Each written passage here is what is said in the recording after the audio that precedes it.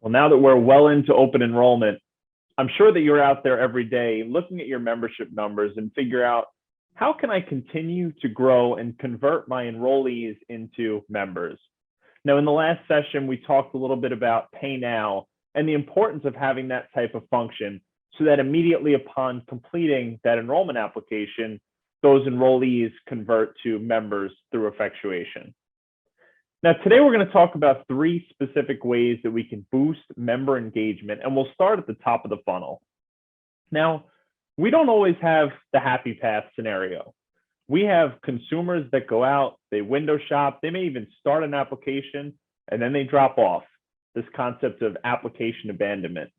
So the question becomes, do you have the right tools in place for both your brokers and the consumers directly to retarget them? Maybe they dropped off at a specific page. Do you have ways that you're going out and questioning, what happened at this specific page? Do you have something go wrong in the application? How can we continue to move you through this process and ultimately enroll in our coverage?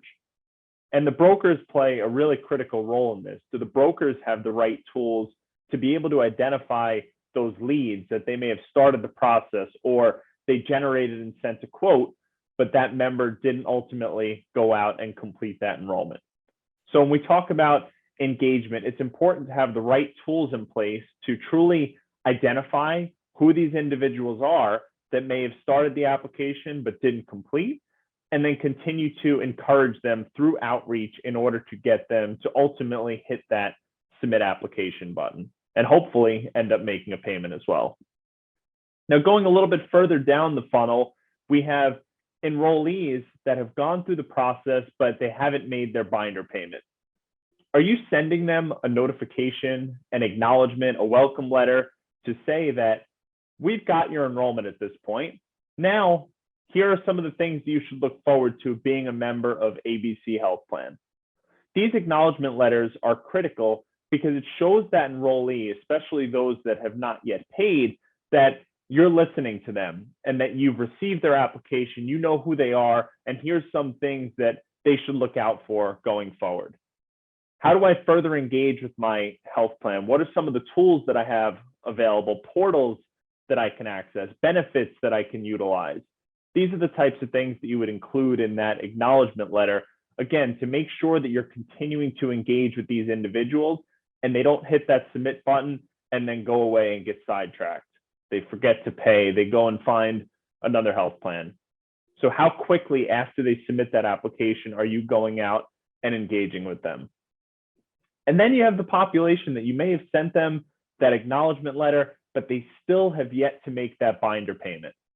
And as you know, that payment is due prior to the first day of coverage. So they really have until the end of the year to effectuate that January 1 coverage. Are you sending them that initial invoice? How quickly are you getting them that invoice to show them, thank you for the enrollment, here's your balance, and what methods can they go out and actually make that specific payment?